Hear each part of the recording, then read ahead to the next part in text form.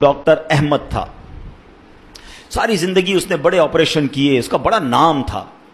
اب حکومت نے اعلان کیا کہ اس کو گولڈ میڈل دینا ہے, لائف ٹائم اچیومنٹ ایوارڈ.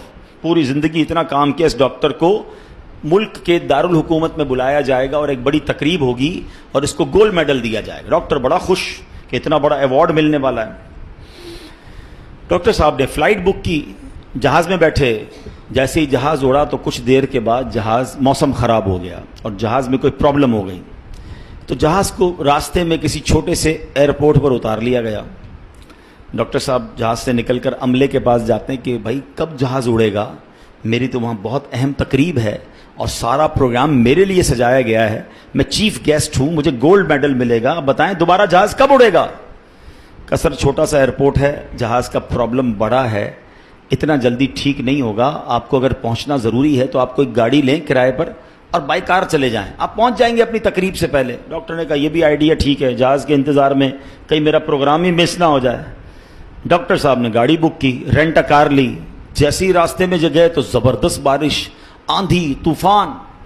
اس اندھیرے میں, اس آندھی طوفان میں ڈاکٹر صاحب راستہ بھول گئے اور کسی مین ہائی وے سے نکل کر گاؤں کے روڈ پہ چڑھ گئے.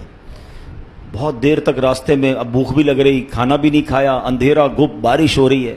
اچانک ایک چھوٹا سا گاؤں میں گھر نظر آیا جس میں ایک بلب جل رہا تھا. ڈاکٹر صاحب نے کہا اب تو حالت ایسی ہو گئی, دروازہ کھٹکھٹایا. ایک بوڑھی عورت نے دروازہ کھولا.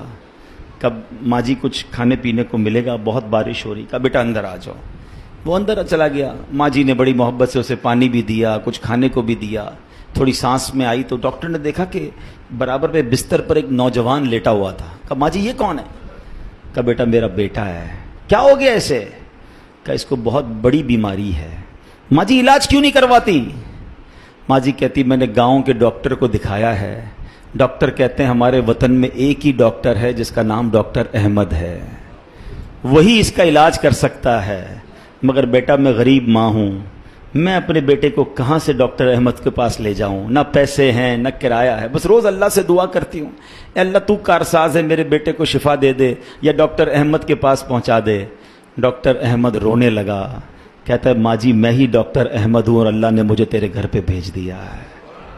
جہاز کا خراب ہونا, چھوٹے ایئرپورٹ پر اترنا, رینٹ کار لینا, راستہ بھول جانا, کسی اور گھر پہ نہ رکنا, اسی جھونپڑی کے کنارے پر رکنا اور اس گھر میں جانا اور اس مریض کا علاج کرنا.